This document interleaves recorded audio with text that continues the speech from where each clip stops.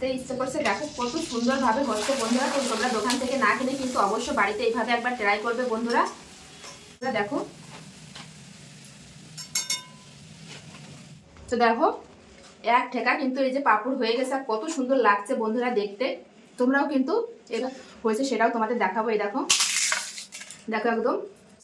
নমস্কার বন্ধুরা, তোমাদের সবাইকে অনেক অনেক স্বাগত জানাই বন্যা রান্নাঘরে। আজকেও কিন্তু দুর্দান্ত একটা রেসিপি নিয়ে চলে এসেছি। আজকে বানাবো হচ্ছে এক বাটি চালের গুঁড়ো দিয়ে কিন্তু 100 পাঁপড় তোমরা বানিয়ে নিতে পারবে। তার জন্য কিন্তু প্রথম থেকে শেষ পর্যন্ত ভিডিওটি অবশ্যই দেখবে। আমরা পাঁপড় খেতে কিন্তু সবাই খুব পছন্দ করি, ছোট থেকে বড়। আর সেটা যদি হয় ঘরে বানানো, আর চালের গুঁড়ি দিয়ে এক বাটি চালের আতপ চালের গুঁড়ি দিয়ে কিন্তু তোমরা ঘরে বানিয়ে রেখে কিন্তু এটা সারা বছর তোমরা সংরক্ষণ করে খেতে পারবে। আর যে সকল বন্ধুরা নতুন ফেসবুক থেকে দেখলে অবশ্যই পেজটি ফলো করবে, আর ইউটিউব থেকে দেখলে অবশ্যই চ্যানেলটি সাবস্ক্রাইব করবে। তো দেখো আমি পাঁপড় এক বাটি চালের গুঁড়ি দিয়ে কিভাবে আমি 100 পাঁপড় বানাই, তো দেখতে থাকো। আশা করি তোমাদের অনেক অনেক ভালো লাগবে বন্ধুরা। গ্যাস ধরিয়ে গ্যাসের উপর কিন্তু একটা কড়াই বসিয়ে দিয়েছি। এখন দিয়ে দেবো কড়াইতে জল। তো আমি এখানে এক বাটি চালের গুঁড়ির জন্য কিন্তু এই পরিমাণে জল নিয়েছি। তো জল কিন্তু ফুটে গেছে। এবার এর ভিতর দিয়ে দেবো স্বাদ অনুসারে লবণ। আর এখানে আমি কিছু গোটা জিরে নিয়েছি, তো কিছু গোটা জিরে দিয়ে দেবো। তোমরা চাইলে কিন্তু নাও দিতেও পারো, নাও পারো। আর দিয়ে দেবো সামান্য পরিমাণে একটু খাবার সোডা, কিন্তু বেকিং পাউডার দেওয়া যাবে না, এটা অবশ্যই কিন্তু খাবার সোডা দিতে হবে। জল কিন্তু খুব ভালোভাবে ফুটে গেছে। এবার আমি এক বাটি এই যে চালের গুঁড়ি নিয়েছি, তো এখানে দিয়ে দেবো চালের গুঁড়িটা পুরো দিয়ে এবার কিন্তু খুব সুন্দর করে মিশিয়ে নেব। নিয়ে কিন্তু একটা ডো বানিয়ে নেব। খুব সুন্দর করে কিন্তু মিশিয়ে নিয়েছি, এই যে ঠিক এরকম হবে। এখন আমি গ্যাসটা বন্ধ করে দেব, দিয়ে কিন্তু একটা গামলাতে ঢেলে নেব। তো একটা গামলাতে কিন্তু ঢেলে নেব। তো গামলিতে তো ঢেলে নিয়েছি। এখন কিন্তু এটা কিন্তু একটু গরম অবস্থায় কিন্তু মাখাতে হবে। তো হাত দিয়ে মাখলে কিন্তু হাতে কিন্তু লাগতে পারে, তার জন্য কিন্তু এরকম একটা গ্লাস নিয়েছি। গ্লাসের এই পিছন সাইডটা দিয়ে কিন্তু আমি এরকম মেখে নেব। গ্লাস দিয়ে কিন্তু খুব সুন্দর করে এই যে মেখে নিয়েছি। এবার কিন্তু হাতের সাহায্যে কিন্তু একটা ডো বানিয়ে নেব। মানে মাখাটা যত ভালো হবে পাঁপড়টা কিন্তু ততটাই ফুলবে। খুব সুন্দর কিন্তু একটা ডো বানিয়ে নিয়েছি। এই যে এখন কিন্তু পাঁপড়গুলো বানিয়ে নেব। তো দেখো কিভাবে আমি পাঁপড়গুলো বানাই। তো এখান থেকে আমি ছোট করে একটা লেচি কেটে নেব, এই যে। আর এতে একটু তেল মাখিয়ে নেব, যেটাই বেলবো সেরকম হাতের সাহায্যে কিন্তু এরকম গোল করে নেব। তো এরকম গোল করে নিয়েছি। এখন কিন্তু বেলে নেব, যেরকম রুটি বেলে সেরকম ভাবেই কিন্তু বেলে নেব। চারি সাইডে কিন্তু একটু ফেটে যেতে পারে, ফেটে গেলে কিন্তু কোনো রকম ভয় পাওয়ার কোনো কারণ নেই। তো এরকম ভাবে কিন্তু আমি বেলে নিয়েছি। এবার কিন্তু আমি যেরকম একটা জিনিস দিয়ে কেটে নেব। তোমরা চাইলে যে কোনো বোতলের মুখটি দিয়ে কেটে নিতে পারো। তো তোমরা যেরকম আকার দেবে ঠিক সেরকম ভাবে কেটে নেবে। তো আমি যেরকম ভাবেই কিন্তু কাটবো, এরকম সাইজের। এই যে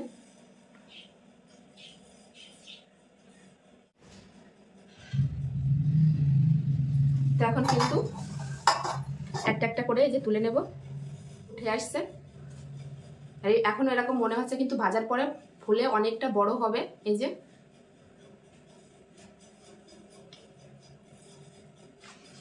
এইভাবে কিন্তু সবগুলো আমি তুলে নেব। তো সবগুলো কিন্তু আমি তুলে নিয়েছি। আর বাকি যেটুকু রয়েছে সেটুকু কিন্তু ফেলে দেবো না। এটুকু কিন্তু একইভাবে নিয়ে আমি এইভাবে আবার রুটি বেলে নেব। রুটি বেলে একইভাবে কিন্তু কেটে নেব। আর একটা রুটিও কিন্তু আমি একইভাবে বেলে নিয়েছি। এখন আমি কেটে নেব। এই পাঁপড়গুলো দেখতে কিন্তু খুবই সুন্দর লাগে বন্ধুরা। আর আমি একদম কিন্তু পাতলা করে বানাচ্ছি। এই দেখো। তো দেখো এগুলো কিন্তু একইভাবে কেটে নিয়েছি। এই দেখো কত সুন্দর লাগছে বন্ধুরা, হয়েছে। তো এইভাবে কিন্তু সবগুলো আমি বানিয়ে নেব।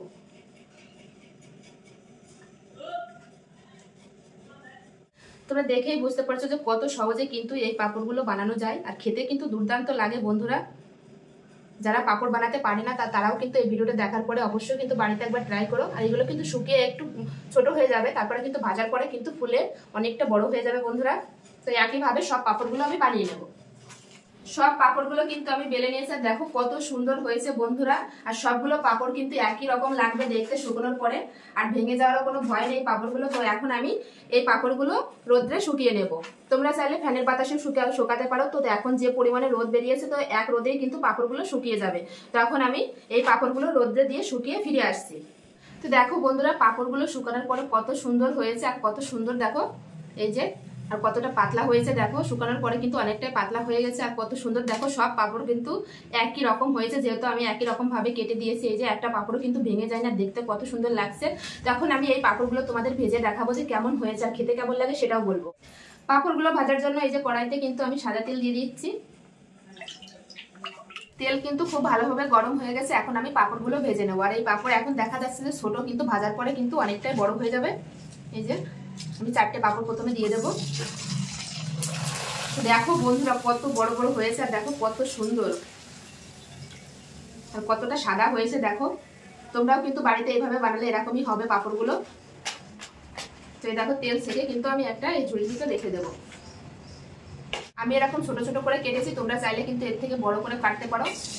তেলে দেওয়ার সঙ্গেই কিন্তু দেখো পাঁপড়গুলো কত সুন্দরভাবে ফুলে যাচ্ছে আর কত বড় বড় হচ্ছে দেখো।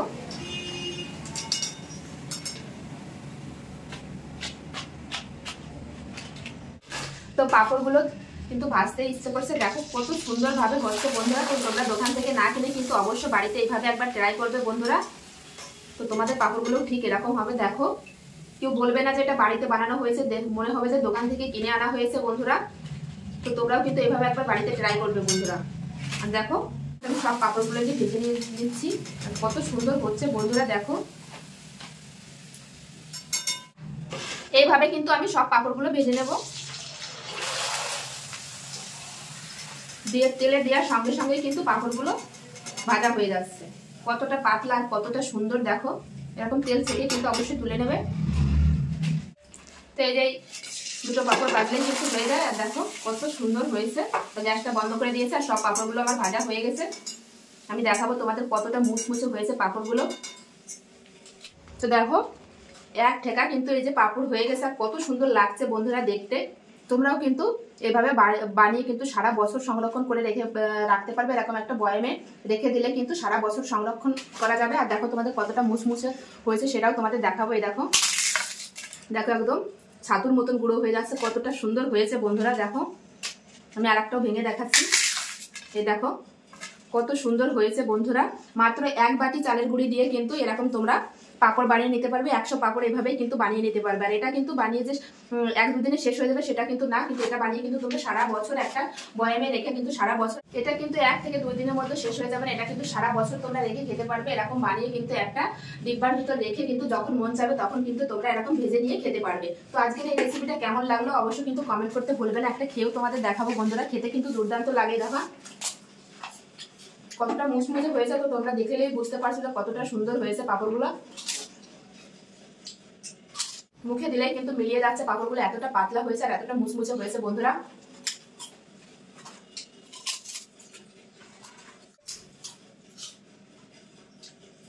এরকম পাঁপড় থাকলে কিন্তু বাচ্চা থেকে সবাই কিন্তু খুব পছন্দ করবে। যেহেতু আমার ঘরে বাচ্চা আছে এজন্য কিন্তু আমি এখানে লঙ্কার গুঁড়ো দিইনি। তোমরা চাইলে কিন্তু লঙ্কা যদি খেতে চাও তাহলে শুকনো লঙ্কা কুচি করে দিতে পারো। তো কেমন লাগলো বন্ধুরা আজকের এই রেসিপি?